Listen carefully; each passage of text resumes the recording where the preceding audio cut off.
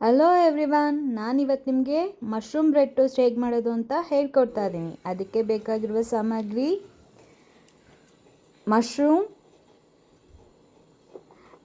ಸಣ್ಣದಾಗಿ ಕಟ್ ಮಾಡಿ ತೊಳೆದು ಇಟ್ಕೊಂಡಿದ್ದೀನಿ, ಕ್ಯಾಪ್ಸಿಕಮ್, ಟೊಮೆಟೊನೂ ಅಷ್ಟೇ ಬೀಜ ತೆಗೆದು ಸಣ್ಣದಾಗಿ ಕಟ್ ಮಾಡ್ಕೊಂಡಿದ್ದೀನಿ, ಕೊತ್ತಂಬರಿ ಸೊಪ್ಪು, ಈರುಳ್ಳಿ 2, ಶುಂಠಿ ಬೆಳ್ಳುಳ್ಳಿ ಪೇಸ್ಟ್, ಉಪ್ಪು, garam masala, turmeric, red chilli powder, biryani powder ಸ್ವಲ್ಪ ಹಾಕ್ತಾಯಿದ್ದೀನಿ ಫ್ಲೇವರ್ಗೆ ಅಂತ ಚೆನ್ನಾಗಿರುತ್ತೆ.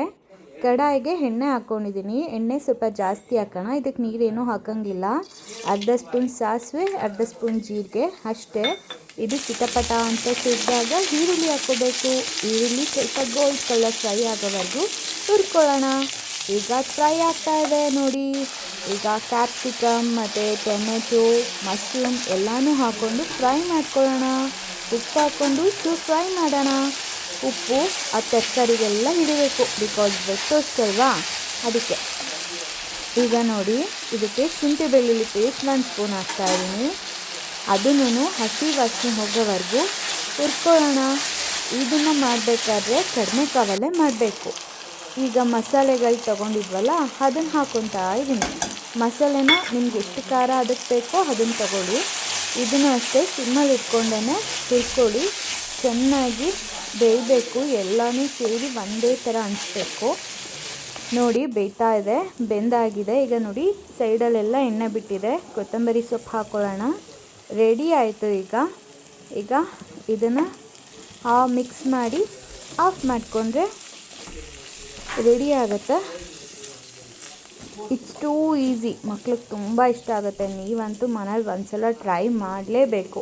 ನೀವು ಒಂದ್ಸಲ ಟ್ರೈ ಮಾಡಿದ್ರೆ ಪದೇ ಪದೇ ಮಾಡ್ತಾನೆ ಇರ್ತೀರ. ಅಷ್ಟು ಟೇಸ್ಟಿಯಾಗಿ, ಅಷ್ಟು ಚೆನ್ನಾಗಿರುತ್ತೆ. ಈಗ ಬ್ರೆಡ್ ತೊಗೋತಾ ಇದ್ದೀನಿ. ನಾನು ಬ್ರೆಡ್ಡಿಗೆ ಆಲ್ರೆಡಿ ಗೀನ ಹಾಕೊಂಬಿಟ್ಟಿದ್ದೀನಿ. ತವಾದಲ್ಲಿ ಸರಿ ಹೋಗಲ್ಲ ಅಂತ 1 ಸೈಡ್ ಮಾತ್ರ ನಾನು ತುಪ್ಪ ಹಾಕಿದ್ದೀನಿ, 2 ಸೈಡ್ ಹಾಕೋಕ್ಕೆ ಹೋಗಿಲ್ಲ. 2 ಸೈಡ್ ಹಾಕಿದ್ರೆ ಒಂಥರ ಹೆವಿ ಫೀಲ್ ಆಗುತ್ತೆ ಅಂತ.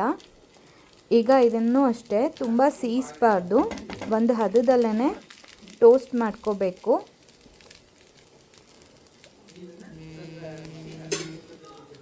ನೋಡಿ ಈಗ ಇದು ಆಗಿದೆ ಅಂತ ಅನಿಸುತ್ತೆ. ಉಲ್ಟಾ ಮಾಡೋಣ. ಉಲ್ಟಾ ಮಾಡಿದ್ರೆ ಗೊತ್ತಾಗುತ್ತೆ ಆಗಿದೆ ಅಥವಾ ಆಗಿಲ್ಲ ಅಂತ. ಎಸ್, ಪರ್ಫೆಕ್ಟಾಗಿ ಆಗಿದೆ. ಈಗ ಇದೇ ಥರ 4 ಉಲ್ಟಾ ಮಾಡಿಕೊಂಡು ಇನ್ನೊಂಚೂರು ರೋಸ್ಟ್ ಮಾಡೋಣ. ಒಂದು ಕಡೆಗೆ ಮಾತ್ರ ಸಾಕು ತುಪ್ಪ. ಅದ್ರ ಒಳಗಡೆಗೆ ನಾವು ರೆಡಿ ಮಾಡಿಟ್ಕೊಂಡಿರೋ ಮಸಾಲೆ ಹಾಕಿ ಈ ಥರ ಮಾಡಿದ್ರೆ ಮುಗೀತು. ಮನೇಲಿ ಒಂದ್ಸಲ ಟ್ರೈ ಮಾಡೋದನ್ನು ಮರಿಬೇಡಿ. ಲೈಕ್, ಶೇರ್, ಕಾಮೆಂಟ್ಸ್ ಮಾಡೋದನ್ನ ಮರಿಬೇಡಿ. Thank you for watching.